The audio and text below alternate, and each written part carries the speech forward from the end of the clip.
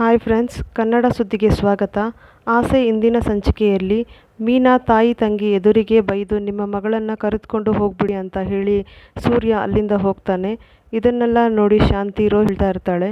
ಇನ್ನು ರಂಗನಾಥ್ ಮೀನಾ ಮತ್ತು ಅವ್ರ ಮನೆಯವ್ರನ್ನ ಸಮಾಧಾನ ಪಡಿಸ್ತಾರೆ. ರೋಹಿಣಿ ಮನೋಜ್ ಹತ್ರ ನೀವೀಗೆಲ್ಲ ನನ್ನ ಹತ್ರ ಜಗಳ ಆಡಲ್ಲ ತಾನೆ ಅಂತ ಕೇಳ್ತಾಳೆ. ಅದಕ್ಕೆ ಮನೋಜ್, ನೀನು ಯಾವ ಸುಳ್ಳು ನನ್ನ ಹತ್ರ ಮುಚ್ಚಿಟ್ಟಿಲ್ವಲ್ಲ, ನಾನು ಯಾಕೆ ನಿನ್ನನ್ನು ಬೈಲಿ ಅಂತ ಹೇಳ್ತಾನೆ. ಇನ್ನು ಮೀನಾಗೆ ಅವಳ ತಂಗಿ ಸಮಾಧಾನ ಮಾಡಿ ಅಲ್ಲಿಂದ ಹೋಗ್ತಾರೆ. ಅಲ್ಲಿ ಮೀನಾ ಅವರ ತವ್ರ ಮನೆಯವರು ಆಗಿದ್ದೆಲ್ಲ ನೆನಪಿಸ್ಕೊಂಡು ತುಂಬ ನೊಂದ್ಕೊಳ್ತಾ ಇರ್ತಾರೆ.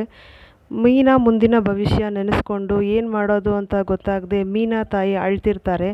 ಮೀನಾ ತಮ್ಮ ಇವೆಲ್ಲ ಆಗಿದ್ದು ಮಾದೇಶ್ನಿಂದ, ಅವನನ್ನು ಸುಮ್ಮನೆ ಬಿಡಲ್ಲ ಅಂತ ಅಂದಾಗ ಅವ್ರ ತಾಯಿ ಕೈ ಮುಗಿದು ನಮ್ಮ ಜೀವನ ಬೀದಿಗೆ ತರಬೇಡ, ಸುಮ್ಮನೆ ಇರು ಅಂತ ಹೇಳ್ತಾರೆ. ಇನ್ನು ಮನೋಜ್ ಕೆಲಸ ಹುಡ್ಕೊಂಡು ಕಾರ್ ಶೋರೂಮ್ಗೆ ಬಂದು ಬಿಲ್ಡಪ್ ಕೊಡ್ತಿರ್ತಾನೆ.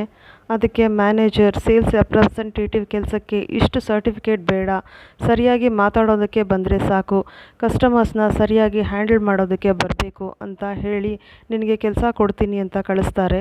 ಆಗ ಮನೋಜ್, ನನ್ನಂಥವ್ರಿಗೆಲ್ಲ ಈ ಕೆಲಸ ಅಲ್ಲ, ಇನ್ನು 2 ತಿಂಗಳು ಕೆಲಸ ಮಾಡಿ ಸಂಬಳ ತಗೊಂಡು ವರ್ಷ ಪೂರ್ತಿ ಮನೆಯಲ್ಲೇ ಕೂತ್ಕೊಂಡಿರ್ಬೋದು ಅಂತ ಅಲ್ಲಿಂದ ಹೇಳಿ ಹೋಗ್ತಾನೆ. ಇನ್ನು ಸೂರ್ಯ ಕಾರ್ ಮೆಕ್ಯಾನಿಕ್ ಹತ್ರ ಬಂದು ನನ್ನ ಗಾಡಿ ರೆಡಿ ಆಯಿತಾ, ನಿಂತಲ್ಲೇ ಎಷ್ಟು ದಿವಸದಿಂದ ನಿಂತಿದೆ ಅಂತ ಕೇಳ್ತಾನೆ. ಅದಕ್ಕೆ ಮೆಕ್ಯಾನಿಕ್, ದಿನಾ ಒಂದೊಂದು ಪ್ರಾಬ್ಲಮ್ ಬರ್ತಿದೆ, ಇನ್ನೂ ದುಡ್ಡು ಬೇಗ ಮಾಡೋಕ್ಕೆ 1 ವಾರ ಆಗ್ಬೋದು ಅಂತ ಹೇಳ್ತಾನೆ.